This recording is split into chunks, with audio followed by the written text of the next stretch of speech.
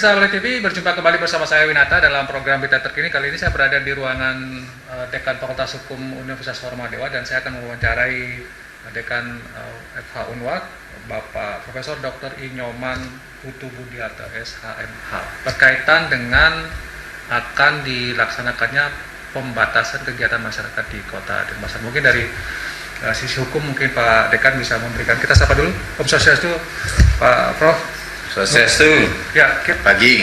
Besok ini katanya akan diterapkan nih Perwali berkaitan pembatasan kegiatan masyarakat untuk penanggulangan atau mencegah penularan COVID-19 di Denpasar. Nah, dari kajian hukum atau mungkin dari pandangan Pak Dekan, apa yang bisa disampaikan tentang akan diterapkannya PKM di Denpasar? Silakan. Baik, terima kasih sekali lagi. Om Swastiastu. Selamat pagi. Pemirsa Bali TV yang saya hormati dimanapun berada. Saya mencoba untuk memberikan penjelasan ataupun memberikan komentar tentang Perwali 32 2020 yang diundangkan besok tanggal 15 Mei 2020. Tentu Perwali ini dimaksudkan diundangkannya besok berarti efektif berlaku secara umum mulai besok tanggal 15 Mei 2020. Nah, dilihat dari segi hukum pemberlakuan ini memang ada dua tahapan ya. Kalau tidak salah ya 2 minggu pertama, lalu kemudian dilanjutkan sampai 2 minggu berikutnya sehingga mencapai terakhir itu 1 bulan berakhir tanggal 14 Juni 2020.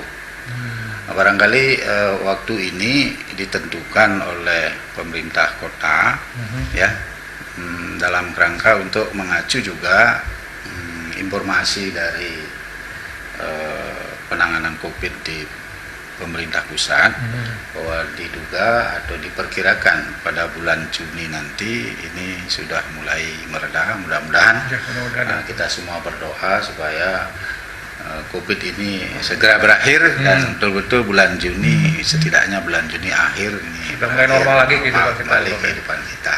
Ya. Nah, mudah-mudahan semua masyarakat di Bali khususnya ini senantiasa diberi kesehatan ya. Walaupun ada beberapa rekan atau kawan kita yang terkena musibah ini, tentu kita wajib doakan agar cepat mengalami kesembuhan, apalagi Bali yang oleh Pak Gubernur kemarin saya dengar sudah di televisi sudah baik ya, dipandang oleh Presiden bahwa Bali memiliki posisi teratas dalam langkah penanganan COVID sehingga tingkat kesembuhannya nomor 1 di Indonesia.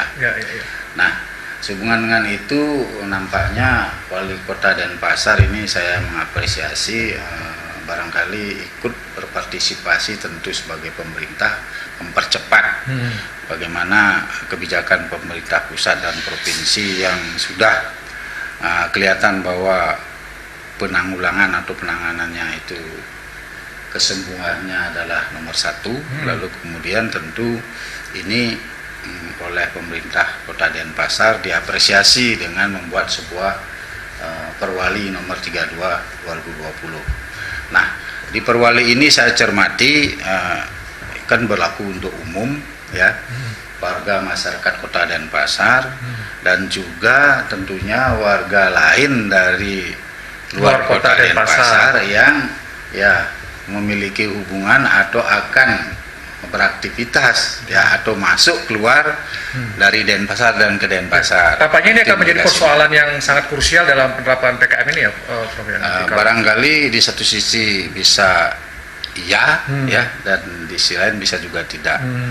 Iya, saya katakan ketika ini dikaitkan dengan masyarakat yang berada di luar Denpasar lalu akan melakukan kegiatan di Denpasar atau dari Denpasar akan keluar, ini tentu akan sedikit merepotkan ya, agak ribet ya, merepotkan bagi petugas dan masyarakat umum sehingga ini memang memerlukan sebuah sosialisasi yang sedemikian. Jadi Prof menekankan pada perlunya ini disosialisasikan dengan betul-betul baik apa yang harusnya dilakukan, dipersiapkan bagi mereka ya, yang betul itu harus sosialisasi. Nah, lalu kemudian yang kedua saya katakan tidak terlalu ribet itu kalau hanya bagi orang Denpasar. Artinya tetap berada di Denpasar dalam keluar 1 ya. bulan, tetapi mengikuti pembatasan-pembatasan yang sesuai dengan perwali tadi. Ya. Itu. Nah, saya ingin mengatakan bahwa perwali ini membatasi 5 persoalan, 5 persoalan yang include di dalamnya adalah sebetulnya sudah diatur sudah dilaksanakan oleh pemerintah. Nah, pertama adalah pembatasan dalam arti pembelajaran itu dilakukan di rumah. Ya, belajar di rumah ini sudah. Ya, jadi saya kira ini tidak ada masalah karena semua siswa maupun mahasiswa sekarang sudah belajar dari di rumah. Pendidikan atau institusinya sudah melangsungkan pendidikan dengan daring atau online. Itu saya kira tidak masalah. Lalu kemudian berikutnya yang itu adalah pembatasan kerja di kantor. Nah, pembatasan kerja di kantor saya klasifikasikan ada 2. Ada di kantor pemerintahan, ada di atau semi pemerintahan atau milik negara. Ini saya kira tidak akan menjadi masalah karena itu otonomi digerakkan oleh pemerintah ya. Sehingga ya mungkin pegawai bisa diaplus begitu ya, giliran bekerja. Nah, kalau di swasta ini yang profit oriented, ini kebanyakan profit oriented, ini memang ketika produktivitasnya ini dirasakan harus digenjot begitu. Kalaupun secara umum dalam situasi Covid ini kan sebetulnya semua perusahaan terdampak, artinya produktivitasnya menurun sehingga pengurangan pegawai, maksud saya bisa ada dirumahkan, bisa ada, mudah-mudahan dia ada di PHK, pasti ada itu di PHK. Lalu sekarang ditambah lagi dengan pembatasan kegiatan bekerja di kantor, itu kemungkinan perusahaan-perusahaan ini juga akan mengatur strategi lagi bahwa mengurangi lagi bagi tidak produktif, ini mengurangi lagi untuk bekerja mengikuti pemerintah, jadi aplusan begitu. Nah, ini juga berdampak pada penghasilan karyawan karena hitung-hitungan perusahaan itu profit itu kan per jam per hari begitu per jam per hari gitu.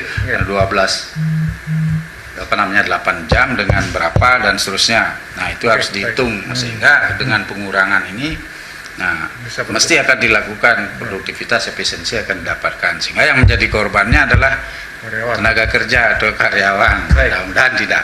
Lalu kemudian ada pembatasan kegiatan di tempat umum.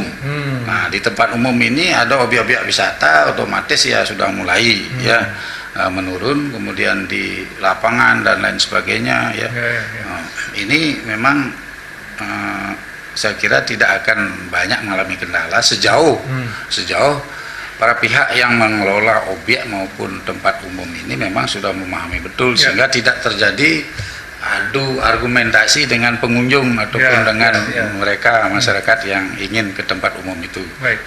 Karena itu semua pihak ini harus memahami dengan sangat baik. Lalu kegiatan keagamaan, baik agama apapun ini dibatasi semuanya. Oleh karena itu tidak saja orang yang mau bersembahyang atau melakukan yang memahami ini, tetapi juga yang nguput bangku depan itu, lalu kemudian ustadz itu harus ini juga harus memahami sehingga ketika diundang atau dimohon untuk memuput otomatis dia menyampaikan hal yang serupa dengan perwali ini untuk menunda atau membatasi dan segala macam. Itu. Nah, kalau itu tidak dipahami memang akan menimbulkan persoalan sama halnya dengan contoh di Buleleng di Sugaji pengabaian massal itu sehingga menjadi persoalan pidana kan gitu. Nah, berikutnya adalah pembatasan terhadap transportasi dan mobilitas. Nah, ini yang memang agak rentan. Nah, rentannya gimana? Di satu sisi kalau mengacu ke ketentuan yang lebih tinggi, maksudnya Menteri Perhubungan yang membebaskan atau memberikan ruang kepada angkutan umum transportasi tetap jalan. Ini tentu dimaksudkan agar kebutuhan logistik, ekonomi masyarakat juga supaya jalan di sisi lain tanpa mengabaikan persoalan penyakit ini COVID-19.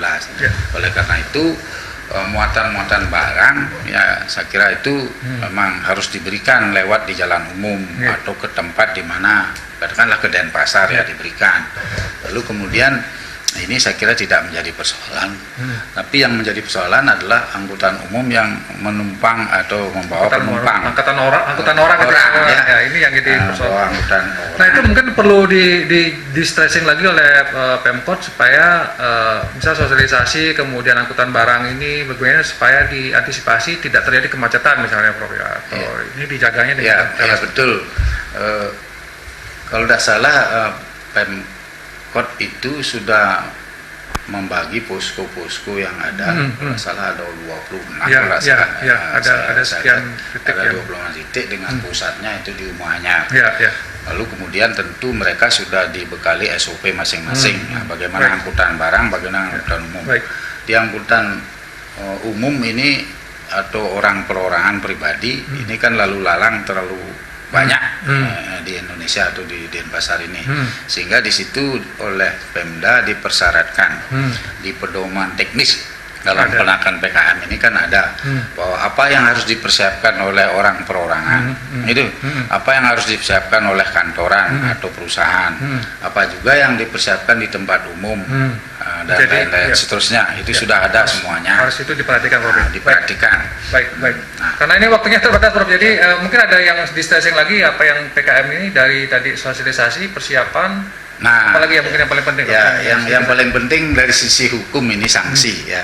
Perwali ini memang harus mengisi sanksi sehingga bisa berjalan efektif.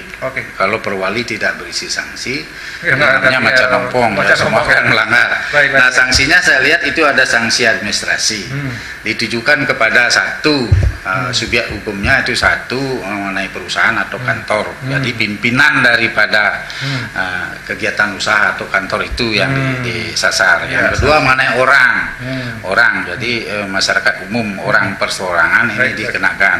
Kemudian lalu yang ketiga ini sebetulnya juga dikenakan kepada badan usaha itu sendiri, usaha sendiri. Nah, kalau nanti ada yang melanggar, itu berarti dikenakan sanksi administrasi, bisa pencabutan izin usaha, atau penutupan kegiatan usahanya, lalu diperingati resign, dan lalu kemudian disuruh pakai masker kemudian disuruh putar balik disuruh putar balik, tidak boleh keluar tidak boleh masuk. Sanksi-sanksi yang sudah disiapkan ini harus tetap diterapkan, karena kalau tidak nanti jadi macan ompong PKM. Baik, terima kasih Prof atas waktunya. Saya kira ada beberapa penting yang bisa disampaikan, dan mudah-mudahan PKM ini bisa menghambat penyebaran virus di Kota Denpasar, dan Denpasar bisa bebas dari virus dan hidup kita bisa normal lagi ya, Prof ya.